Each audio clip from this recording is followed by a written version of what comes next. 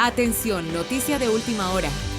El régimen cubano dice estar listo para dialogar con Estados Unidos mientras aumenta la presión de Washington. ¿Está La Habana contra la pared? Noticia en desarrollo. Más adelante les tenemos los detalles. Esto es América Noticias bajo la dirección general de Carlos Vasallo. Estos son los titulares que marcan la jornada informativa de hoy. Medio Oriente sigue ardiendo. Israel intensifica los bombardeos contra instalaciones nucleares y fábricas de drones dentro de Irán. Tenemos las imágenes de la destrucción. Mientras tanto, una investigación salpica a la diplomacia cubana. Revelan presunto negocio de remesas que involucra a un diplomático y a un alto oficial de inteligencia del régimen. Mario Pentón tiene los detalles. En medio de la presión de Washington, el régimen cubano ahora dice estar listo para dialogar con Estados Unidos. ¿Cambio de tono o jugada política? Y en Florida cae una red criminal con vínculos cubanos acusada de un fraude millonario. Además, Miguel Cosío de La Resistencia trae información de primera mano sobre el aumento de las protestas en Cuba en medio de la crisis económica y energética, justo cuando se habla cada vez más de posibles diálogos con Estados Unidos. Y en Panorama al Día, Camilo Egaña conversa con el especialista en relaciones internacionales Daniel Pedreira sobre qué camino podría tomar Cuba para un cambio económico. Comenzamos. La guerra en Medio Oriente entra en su día número 12, con nuevos ataques que continúan golpeando objetivos militares de Irán y de sus aliados en la región. En las últimas horas, Israel lanzó bombardeos contra instalaciones estratégicas dentro de Irán, incluyendo plantas vinculadas al desarrollo nuclear y centros de producción de drones, que según el ejército israelí eran utilizados para fabricar aeronaves no tripuladas empleadas en ataques contra Israel y fuerzas aliadas. El Reino Unido envió un destructor al Mediterráneo Oriental y continúa desplegando aviones en Oriente Próximo. Las fuerzas de defensa de Israel señalaron que la ofensiva se concentró en infraestructura militar clave, en un intento por reducir la capacidad tecnológica y ofensiva del régimen iraní. Pero los combates no se limitan al territorio iraní. En el sur del Líbano, Israel confirmó que fue abatido Abu Ali Rayyan, comandante de la región sur dentro de la unidad Fuerza Radwan del grupo Hezbollah, considerado uno de los principales brazos armados aliados de Irán. Según el ejército israelí, Rayyan era responsable de coordinar operaciones militares, reclutar combatientes y supervisar el suministro de armas de esa unidad. De acuerdo con el balance militar israelí, más de 100 integrantes de Hezbollah han sido eliminados desde el inicio de esta ofensiva y al menos 60 centros de mando y bases operativas de la Fuerza Radwan han sido destruidos. Mientras tanto, Irán continúa respondiendo con ataques en distintos frentes. En las últimas horas se reportaron ataques contra infraestructura vinculada al mercado energético, lo que eleva el temor a un impacto global en la economía y afectar el suministro de petróleo mundial. En paralelo, crece la incertidumbre dentro del propio Irán. El nuevo líder supremo del país aún no ha aparecido públicamente desde que comenzaron los bombardeos, lo que ha desatado especulaciones dentro y fuera del país sobre lo que realmente está ocurriendo en la cúpula del régimen. Hasta ahora, en lugar de presentarse ante la población, el gobierno iraní solo ha difundido un mensaje grabado intentando proyectar control en medio de los ataques. Sin embargo, en redes y entre analistas, comienzan a circular versiones no confirmadas que sugieren que el líder podría estar herido o refugiado en un lugar desconocido, algo que el régimen no ha confirmado ni desmentido. Mientras tanto, los ataques continúan. Israel asegura que seguirá golpeando posiciones de Irán y de sus aliados armados, mientras el régimen iraní intenta responder con misiles, drones y ataques indirectos contra intereses estratégicos en la región. Después de casi 2 semanas de combates, la guerra no muestra señales de detenerse, y el impacto ya se siente no solo en el campo de batalla, sino también en el mercado energético y en la estabilidad de toda la región, informó Camilo Lavastilla para América Noticias. El El congresista Mario Díaz-Balart reveló que varias personas cercanas al círculo íntimo de Raúl Castro han mantenido conversaciones con la administración de Donald Trump que busca un cambio en Cuba, pero aclaró en una entrevista a Telemundo 51 que no se tratan de negociaciones. Un artículo que ha sido cubierto por otros medios noticiosos con fuentes anónimas han dicho cosas que realmente no son ciertas, dijo Díaz-Balart. Ya hay 2 artículos publicados por USA Today y por el Telegraph que indican que va a haber un acuerdo con Cuba que le da inmunidad a los Castro y a Díaz-Canel con cambios económicos. ¿Esto es cierto? Un artículo que ha sido cubierto por otros medios noticiosos con fuentes anónimos han dicho cosas que realmente no son ciertas. Son el mismo tipo de conversaciones que el presidente y otros tuvieron con el régimen de Maduro. Son las mismas conversaciones que tuvo el mismo presidente Trump y sus funcionarios con el régimen de Irán cuando le dijeron ya. En entrevista para el diario Miami Herald, el congresista comentó que los contactos de alto nivel no se han limitado solo a una persona. En varios reportes de prensa se había mencionado que un equipo del Departamento de Estado, liderado por Marco Rubio, había contactado al nieto de Raúl Castro, Raúl Guillermo, mejor conocido como el Cangrejo. Díaz-Balart comparó estos diálogos con los que el gobierno de Estados Unidos sostuvo con el dictador venezolano Nicolás Maduro antes de su captura. El chavista nunca aceptó una salida negociada al exilio y quiso poner a prueba al presidente Trump. Finalmente fue capturado y está preso en Nueva York a la espera de un juicio por narcotráfico. En el ámbito de estas conversaciones secretas con Cuba, se mencionan personas clave como familiares de Castro, incluyendo a su hijo, el coronel Alejandro Castro Espín, y a Mariela y Débora Castro. Además, altos mandos militares que forman parte del régimen cubano y están vinculados al conglomerado militar Gaesa también estarían involucrados. A pesar de la confidencialidad de estas conversaciones, las fuentes indican que aún no se han logrado acuerdos significativos. La administración Trump ha incrementado la presión económica sobre Cuba, cortando el suministro de petróleo proveniente de Venezuela y México. Esta medida forma parte de la estrategia para obligar a la cúpula castrista a pactar un cambio bajo la guía de Estados Unidos. Mario Díaz-Balart subrayó que no se trata de una solución parcial que deje a los Castro al mando. El enfoque de la administración Trump es claro. Cualquier acuerdo debe significar una transformación total del sistema político y económico cubano. De no ser así, las medidas de presión seguirán aumentando. El presidente Trump ha declarado en varias ocasiones que la caída del régimen cubano está próxima. Trump ha mencionado que las conversaciones con los líderes cubanos podrían ser una forma de evitar un colapso total, pero también ha insinuado que una intervención directa podría ser necesaria si el régimen no responde a sus demandas. Lo último que dijo sobre el tema fue que podría producirse una toma amistosa de Cuba, o tal vez no tan amistosa. Afirmó que si las fuerzas del régimen llegaran a matar a civiles, eso sería inaceptable para Washington y podría justificar una respuesta más activa. También dijo que antes de centrarse en el tema Cuba, la administración republicana deberá seguir manejando el asunto de Irán. Por su parte, el gobierno cubano ha mantenido el relato oficial de que no se han producido conversaciones formales, informó Alejandro Montes de Oca para América Noticias. El diplomático cubano Emilio Pevida Sánchez y su padre, el teniente coronel de la inteligencia y actual embajador de Cuba en Mongolia, Emilio Pevida Pupo, han sido vinculados a un negocio de remesas operado desde Cuba con apoyo de un socio en Estados Unidos. La información fue revelada por el periodista Mario Pentón en un informe de Martí Noticias. Aquí en América Noticias se lo presentamos. Durante años el régimen cubano ha criticado los negocios privados de remesas y ha intentado controlarlos desde el Estado.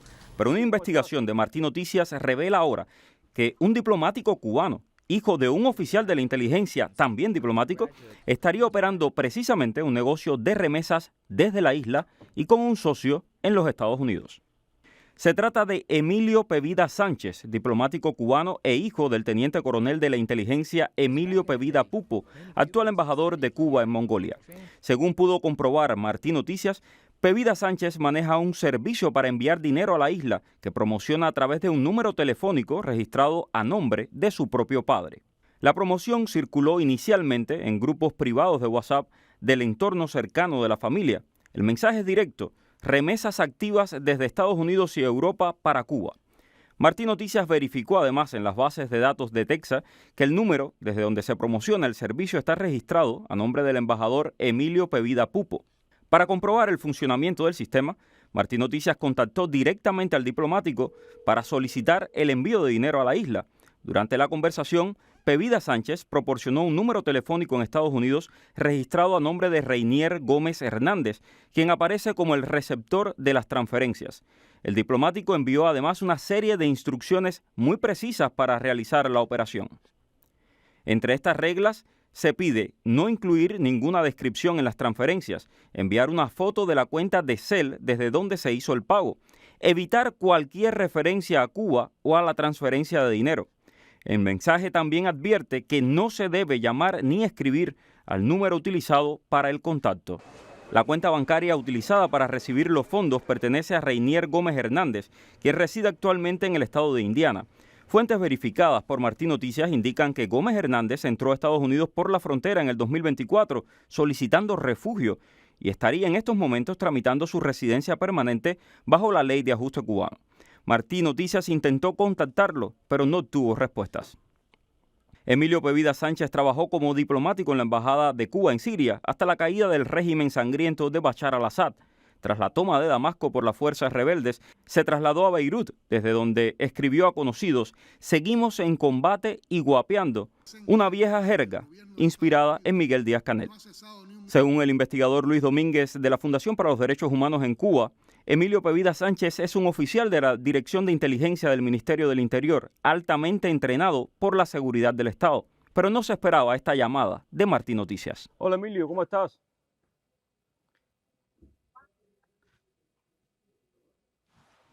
Las remesas constituyen una de las principales fuentes de divisas para la economía cubana.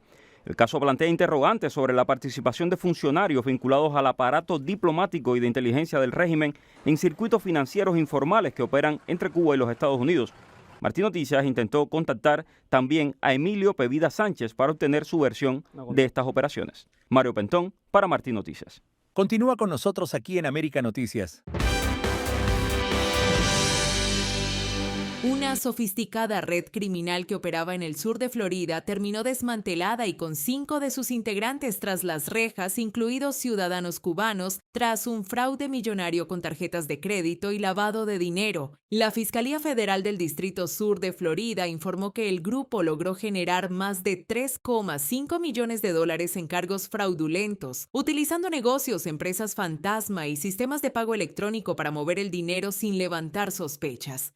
Entre los condenados se encuentra William Pupo, cubano de 38 años, quien recibió la sentencia más severa, 11 años de prisión federal. También fueron condenados Joel Castillo, con 4 años y 10 meses, William Castillo, con 4 años y 7 meses, Miriam Pupo, cubana de 36 años, sentenciada a 3 años y 1 mes de cárcel, y Jessica Forpomes, con 3 años de cárcel. De acuerdo con los investigadores, la organización montó un esquema que funcionó por más de un año, entre 2023 y 2024, manipulando terminales de pago para procesar compras ficticias con tarjetas robadas o datos obtenidos ilegalmente. Para conseguir la información financiera, los implicados compraban números de tarjetas en la red oscura, utilizaban plataformas de mensajería cifrada y también explotaban tarjetas interceptadas en el correo. Una vez procesadas las transacciones, el dinero era transferido o retirado rápidamente antes de que los bancos detectaran el fraude, dejando pérdidas a procesadores de pago e instituciones financieras. Las autoridades también revelaron que parte del grupo utilizó empresas fantasma para obtener préstamos federales por desastres, lo que les permitió embolsarse más de $650,000 adicionales. La investigación culminó en julio de 2024.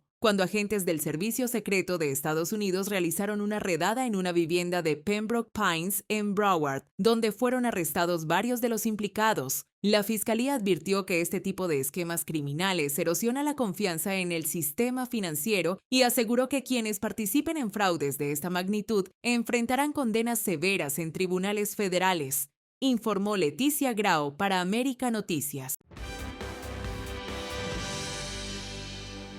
Tapachula, la principal ciudad de la frontera sur de México, ha comenzado a recibir migrantes cubanos deportados en vuelos directos procedentes de Estados Unidos, que se suman a cientos de personas de otras nacionalidades paradas en la zona tras el endurecimiento de las políticas migratorias del presidente Donald Trump. El subsecretario de Movilidad Humana de la Secretaría de la Frontera Sur, Eduardo Antonio Castillejos Argüello, informó que el año pasado se registraron 12,000 personas deportadas desde Estados Unidos. Pues tenemos una población grande de nacionalidad cubana aquí en Tapachula, en la frontera sur, distribuidos en toda la frontera sur y que tienen necesidad de acceder a servicios, pero sobre todo de empleo. Hay muchas personas que están en el comercio informal, Es por eso que desde la Subsecretaría de Movilidad Humana estamos implementando algunas acciones. Las autoridades estadounidenses deportaron también al migrante cubano Jonas García, quien fue detenido por las autoridades debido a que cometió un delito de manejar sin licencia de conducir. Nos sentimos muy mal porque no podemos cambiar dinero, la familia nos manda dinero y no tenemos pasaporte. Las autoridades señalaron que existe una numerosa población cubana en Tapachula y en la frontera sur que necesita acceso a servicios y empleo. Luis Rey García Villagrán, director del Centro de Dignificación Humana de la ciudad, denunció. ¿Cómo es posible que en la oscuridad y de manera totalmente opaca traigan por camiones y por avión, por carretera, a los migrantes que no quieren estar en Tapachula? Ninguno de esos señores, señoras, niños o niñas quiere estar en Tapachula, ni en Villahermosa, ni en ningún lugar, y ninguna institución o dependencia que tiene que ver con el tema migratorio se hace responsable. Organizaciones locales estiman que en la zona permanecen varados unos 60,000 migrantes de distintas nacionalidades, en particular haitianos y cubanos, en medio del aumento de restricciones migratorias en Estados Unidos. Un informe de Xiomara Rubiano de EFE para América Noticias. El régimen cubano aseguró ahora que está dispuesto a conversar con Estados Unidos, una señal que llega justo cuando la crisis económica en la isla se profundiza y las medidas impulsadas por la administración del presidente Donald Trump comienzan a sentirse con fuerza. La declaración fue hecha por la embajadora de Cuba en Washington, Lianis Torres Rivera, quien afirmó que el gobierno cubano está preparado para dialogar sobre los temas que marcan la relación bilateral, incluso en medio del actual clima de tensiones. Torres Rivera sostuvo que cualquier negociación deberá basarse en el respeto a la soberanía de Cuba y su derecho a la autodeterminación. Estamos seguros de que es posible encontrar una solución, afirmó según Los Angeles Times. Pero el contexto en el que surge esta oferta de diálogo es muy distinto al de años anteriores. El endurecimiento de las medidas económicas, el cierre del suministro petrolero que llegaba desde Venezuela y la presión diplomática impulsada desde Washington han colocado al régimen en una situación cada vez más complicada. Analistas señalan que la combinación de presión internacional y contactos discretos entre Washington y actores del poder en Cuba empieza a mostrar resultados. Mientras tanto, desde Estados Unidos se insiste en que cualquier conversación deberá ir acompañada de cambios reales dentro del sistema cubano. En este escenario, el régimen intenta abrir una puerta al diálogo, pero lo hace en un momento en que la presión política y económica se intensifica y en La Habana muchos sienten cada vez más cerca los pasos de Washington, informó Camilo Labastilla para América Noticias. Para que estés mejor informado, te dejamos con nuestras noticias en un minuto. Cuba quedó eliminada del Clásico Mundial de Béisbol 2026. Cuba perdió ante Canadá en San Juan y quedó fuera del Clásico Mundial 2026 en la primera ronda, algo que no le ocurría desde que existe el torneo. La novena canadiense se impuso con marcador de 7-2, apoyada en un pitcheo sólido de Cal Quantrill y el bateo oportuno de jugadores como Abraham Toro y los hermanos Naller. Mientras el llamado Team Acere cerró con balance de 2-2, por detrás de Puerto Rico y Canadá. La influencer cubana Samantha Hernández responde críticas por negarse a denunciar la dictadura. Samantha Hernández, creadora de contenido cubana radicada en Estados Unidos, está en el centro de una polémica tras explicar en un video por qué evita hablar de política y de la situación en Cuba. Dice que sabe que en Cuba hay una dictadura, se pasa hambre, hay apagones, pero que no se pronuncia porque siente que no tiene suficiente información. No le gusta indagar en temas que no domina y no quiere formar parte del negocio que, según ella, muchas personas han hecho con la política cubana en redes. Situación de Cuba. Yo soy una persona que no habla de política porque no sé, no tengo ningún tipo de información, no sé nada de política. Sé lo básico, lo que todos sabemos. Y no me gusta indagar en temas que no sé.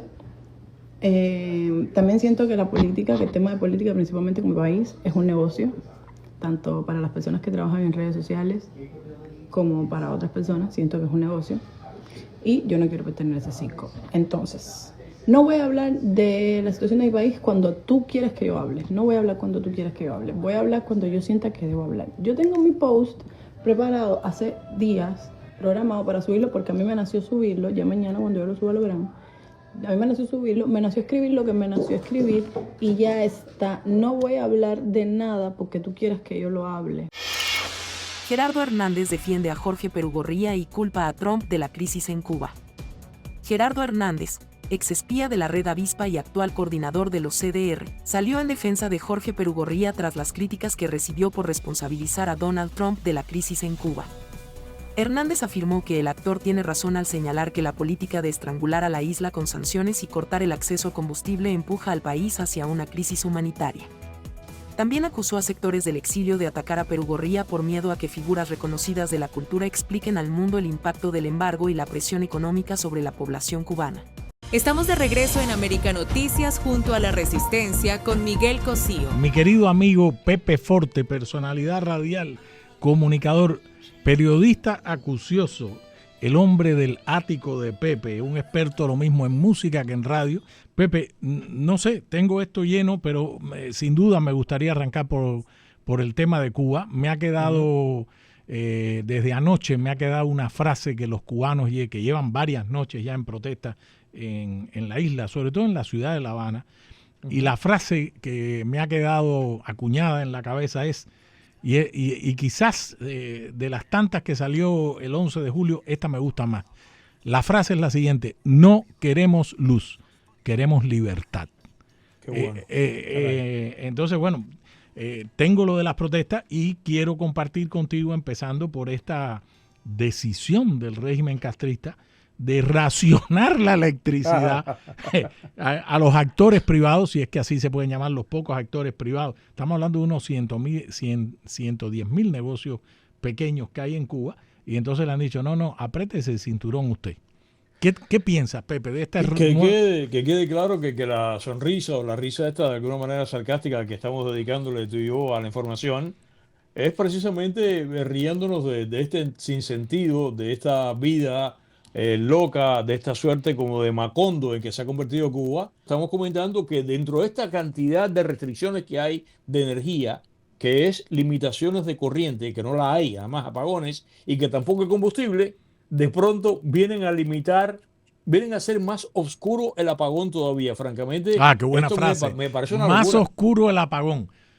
Adiós, García Márquez, te la comiste, Pepe. Bueno, imagínate, más oscuro el apagón, porque es que realmente esto no tiene sentido. Ahora, es interesante lo que tú comentas. Las protestas, a mí me ha llegado información, igual que a ti, Miguel, que las protestas son constantes en Cuba. Ya se ha convertido casi en una costumbre que pegan fuego en medio de la calle, lo cual es muy fácil, porque simplemente con la basura que está acumulada en las esquinas, pegan fuego enseguida, comienzan a protestar. Lo interesante es que eso que tú acabas de comentar, que dijeron, no queremos... ¿Cómo fue que dijeron? Corriente, no queremos luz, queremos libertad. Eso es importante, porque ya eso es un nivel de conciencia. Porque inicialmente yo puedo entender esto. Mira, esto es exactamente como pasa con The Lord of the Flies. Primero la novela, después la película, esa maravillosa que es el año 62, 63, que la gente en ciertas condiciones, bajo ciertas circunstancias, la gente cambia su conducta. Y uno puede entender que la primera reacción sea queremos agua, queremos comida, queremos electricidad, pero cuando ya te dice la gente que lo que queremos es libertad, pero además recuerda que eso fue lo que pasó durante el maleconazo, ¿sabes? Que la gente gritaba libertad, libertad, libertad, lo cual significa que ese cambio de conciencia a mí me parece que... Has tocado el meollo del asunto, porque ahora que mencionaste el maleconazo, recuerdo, nosotros ya estábamos aquí 5 de agosto de 1994, no lo vivimos ahí, solo a través de lo que nos llegó, pero ese cambio en la conciencia, hago una traspolación del 5 de agosto del 94 al 11 de julio del 2021. Ahí empezaron Díaz-Canel sin casa, abajo la dictadura, pero esto, incluso desde el punto de vista semántico, y me gustaría que escuchara a Pepe, hay un cambio en la conciencia, incluso en el nivel más profundo, en la conciencia colectiva. La frase es extraordinaria. No queremos, es lo que ya no quiero. No quiero luz. No tengo luz, pero no quiero tu luz, tu luz. Es que lo que no se quiere es el castrismo. Punto. Claro que no, claro que no. No hay negociación. Se tienen que ir o se tienen que ir para la cárcel o lo que sea. Eso me parece que es un cambio. Y ese cambio quizás en el nivel de la conciencia colectiva del cubano llegó como tope a partir del viernes pasado a hoy. Es anteponer el no, lo que ya no desea más el cubano. ¿Qué tú piensas, Pepe? A mí me parece que esto es como la famosa frase que a mí no me gusta mucho, que pues, es una toma de conciencia, pero sí lo es, y hay una esperanza, y posiblemente esto sea, Miguel, el asunto generacional, que podríamos estar hablando a nivel sociológico y psicológico. De todas maneras, la sociología no es otra cosa que psicología de masas, no es otra cosa que eso, que es el hecho de que ha pasado mucho tiempo. Por ejemplo, yo hago una comparación, un paralelo con lo que está pasando en Irán con los jóvenes. Los jóvenes de ahora, que son estos que protagonizaron estas protestas severamente reprimidas, cruentamente reprimidas en enero por parte del ayatollah Khamenei, que se dice que hay un rumor que entre 25 a 30.000 muertos. La ONU dice 5.000, pero esa yo creo que es la cantidad. Que esos jóvenes, además en un país en el cual sí te cuelgan en medio de la calle, te cuelgan de una grúa, como sabe todo el mundo, hayan estado protestando, cuando tú ves el contraste 47 años después, que jóvenes, lo que hace 47 años, y ahora en vez de 10 years after, sería en este caso 47 years after, los mismos jóvenes de una época de la otra, aquellos jóvenes en el 79, son los que llevaron en andas al ayatollah Khomeini al poder, y ahora estos jóvenes no quieren. Entonces, aquí podría ser que se tratase de los nuevos jóvenes cubanos, las nuevas generaciones. Para mí eso tiene un valor importante y podríamos estar analizando hasta mañana, que es el hecho que en la ecuación de cómo se encuentra Cuba ahora, los muchachos de ahora son muy importantes, porque primero en primer lugar hay una desconexión muy grande emocional y psicológica de la dirigencia histórica, que es con la que sigue todavía conectada la generación paralela generacionalmente, 5 años más, 5 años menos, o sea, 5 años más viejos, 5 años más jóvenes, que es con la gerencia, que en este caso es la gerontocracia de la revolución, porque es una partida de viejos. Estos jóvenes eso no les dice nada. Raúl Castro no les dice nada. Ramiro Valdés, que no sé si se está muerto o no, no les dice nada. El propio Díaz-Canel, que es una figura intermedia, tampoco les dice nada, porque Canel es de todas maneras la repetición de lo que hemos visto por 60 y pico años. Así que yo creo que sí, que aquí hay un nivel de esperanza conectado con el hecho, que para mí es súper importante, con la actual administración. Y la actual administración, con el detalle de que está a bordo de la administración esta mancuerna, hablando en este caso de la mexicana, que no es Donald Trump y J.D. Vance, sino que es Donald Trump y Marco Rubio. Yo no sé qué tú piensas. No, sin duda, vamos a hablar de eso. Vamos a la pausa rapidísimo. Aquí, Pepe, estoy conversando con mi amigo Pepe Forte, una enciclopedia musical, una enciclopedia. Si usted si usted quiere saber qué auto se debe comprar, usted pregúntele a Pepe Forte, por favor. Y sobre todo, una enciclopedia política. Ha hecho esta nueva generación de muchachos en Cuba, muchachos estoy hablando hasta los 40 y los 50, que no tienen oportunidad, y no hay ni una sola conexión con el castrismo, ni desde el punto emocional, ni desde el punto de vista filosófico, ni político, nada. No hay que sorprenderse, generacionalmente es lo que habitualmente pasa en el resto del mundo. Pasa que nos hemos acostumbrado a que el barraje de propaganda ha sido tan grande y tan intenso. Esto ha sido una inyección en vena ahí durante años, que uno llegó a pensar de que eso iba a ser para siempre, y no lo es, porque fíjate que es que incluso a nivel cultural, a mí me pasa con la generación de mis hijos, que es la primera generación que creo que de alguna manera, por ejemplo, vamos a hacer aquí un paralelo, pero es que por ahí va, se está como divorciando de los Beatles, cuando yo pensé que iba a ser para toda la vida, y seguramente, posiblemente detrás entonces venga una que se case otra vez con lo que pasa con el fenómeno cultural de los Beatles. Y es lo que pasa, lo que está pasando en Cuba, que yo pensé que esto iba a ser para siempre, para toda la vida, y evidentemente no, y posiblemente, yo sigo pensando, Miguel, que el asunto de la crisis energética de Cuba y el colapso total del sistema, porque es un colapso total. Yo me disparo todos los días en la mañana el reporte ese que ellos hacen desde el edificio este maravilloso del año 57 que diseñó el arquitecto Echarte, donde estaba la compañía cubana de electricidad, que hoy día allí, ahora lo que está es el Ministerio de Energía y Minas, y está la UNE, veo todos los días el reporte ese que no tienen corriente.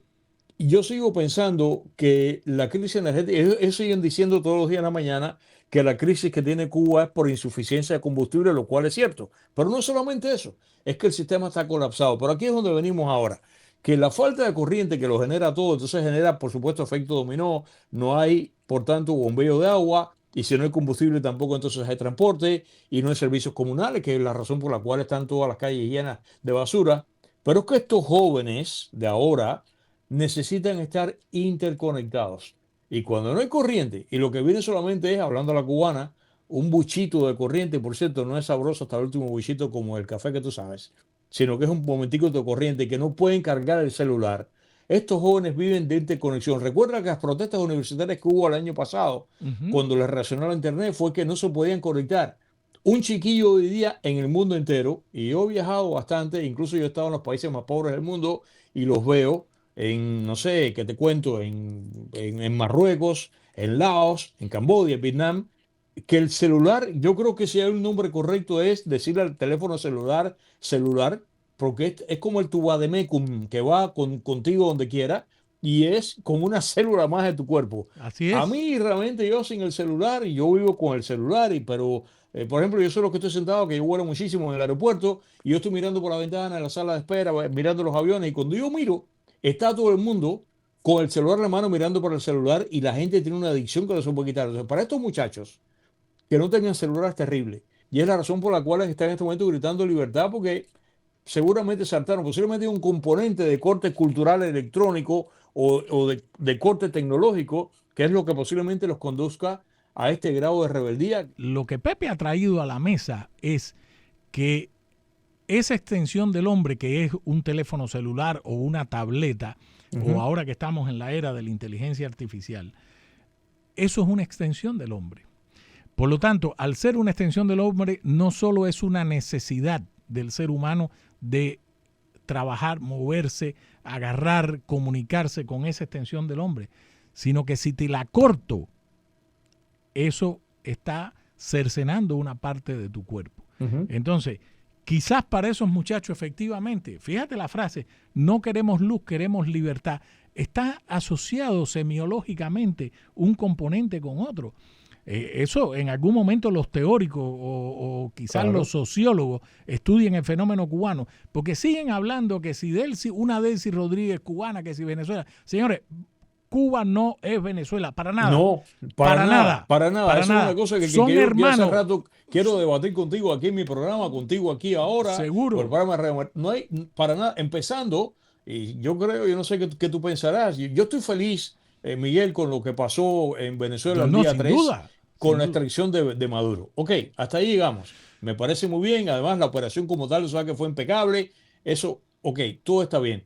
¿Qué pasó en Checoslovaquia? No República Checa. Checoslovaquia, que es un país que nació en el año 1918, al final de la Primera Guerra Mundial, porque Checoslovaquia también era parte eran reinados, y lo que pasó fue Bohemia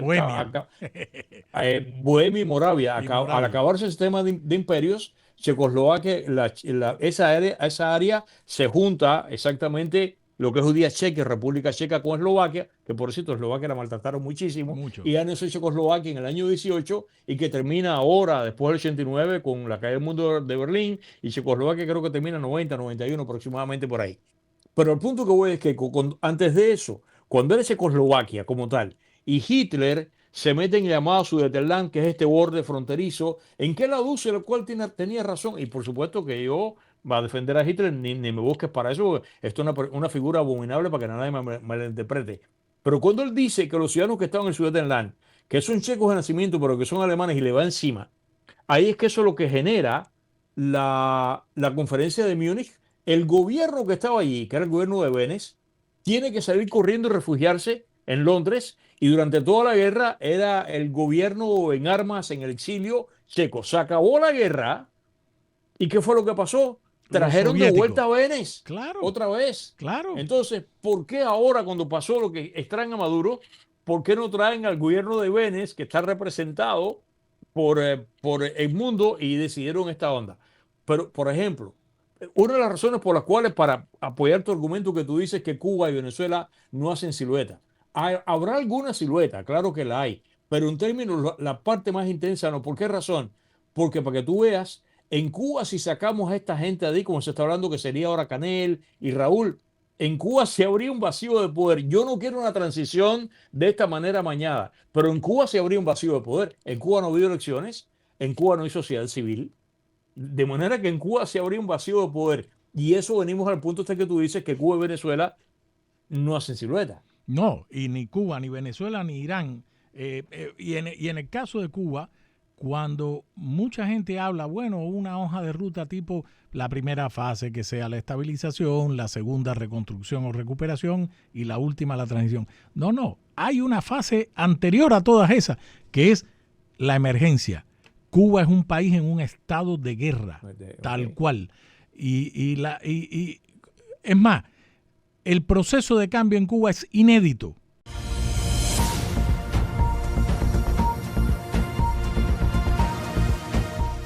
Estamos de regreso en América Noticias junto a Panorama al Día con Camilo Egaña. El supuesto acuerdo entre Washington y La Habana, publicado por el periódico USA Today, y que fuentes cercanas al tema confirman, y que otros medios de comunicación en Estados Unidos, medios serios, no estoy hablando de termitas digitales ni los comegenes digitales, eso de las redes.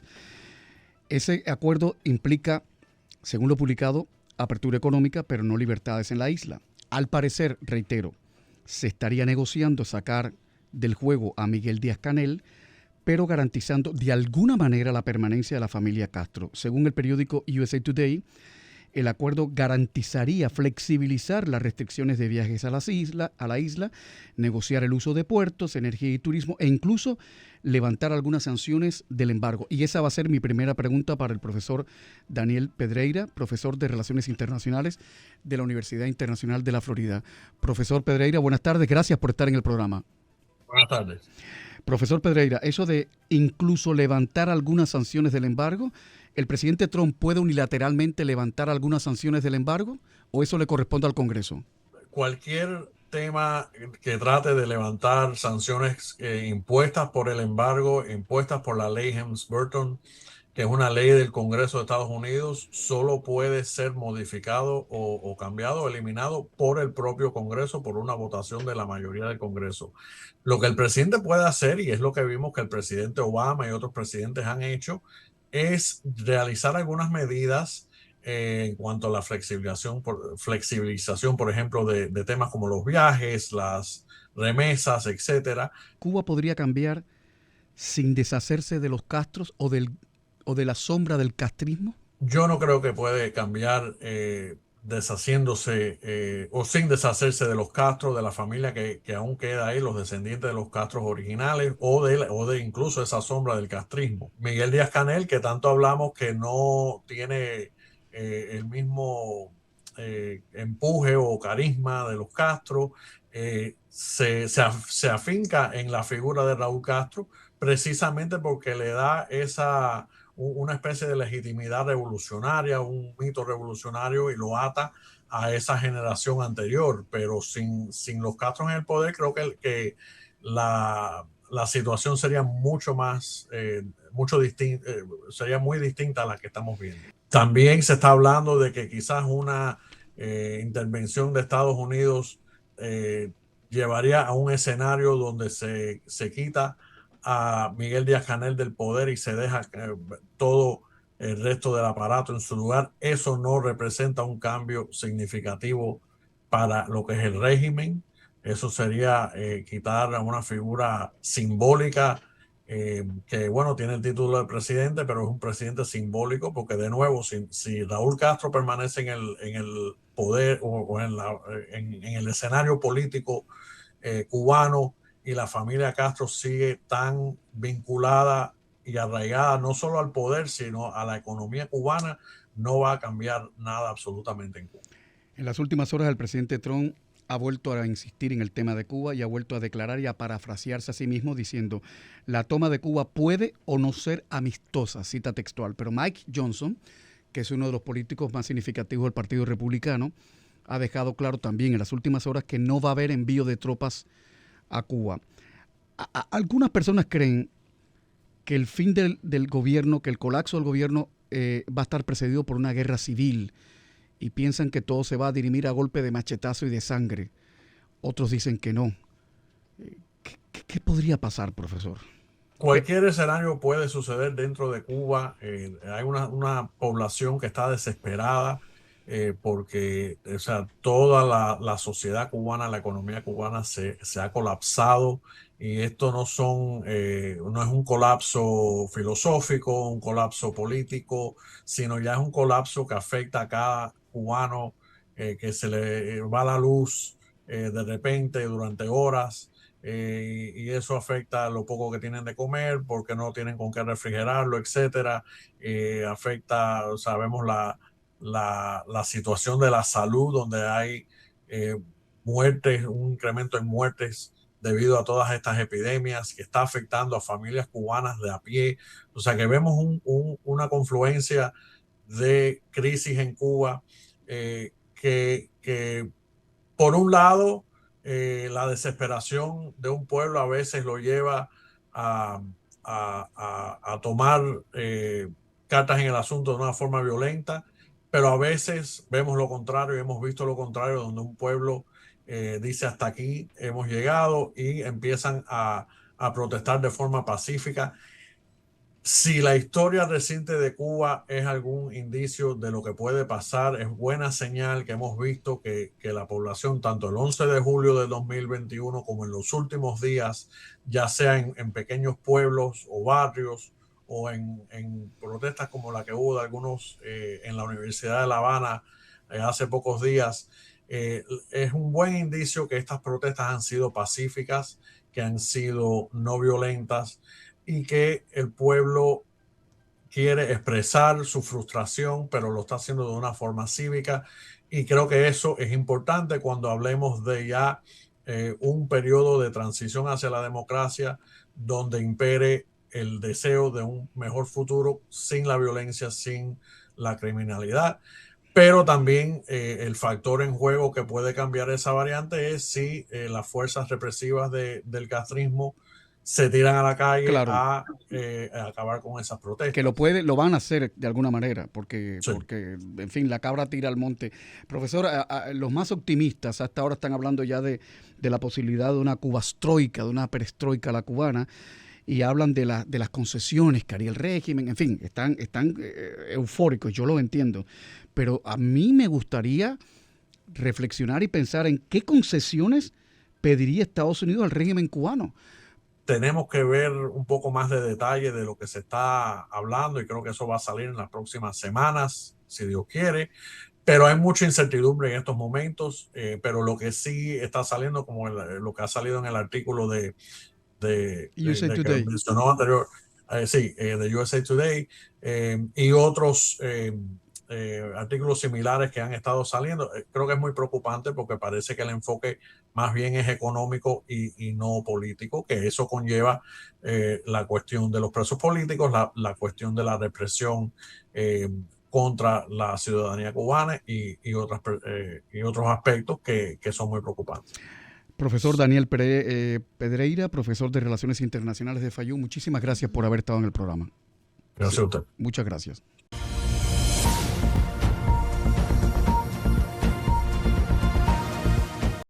Esto es América Noticias, bajo la dirección general de Carlos Vasallo.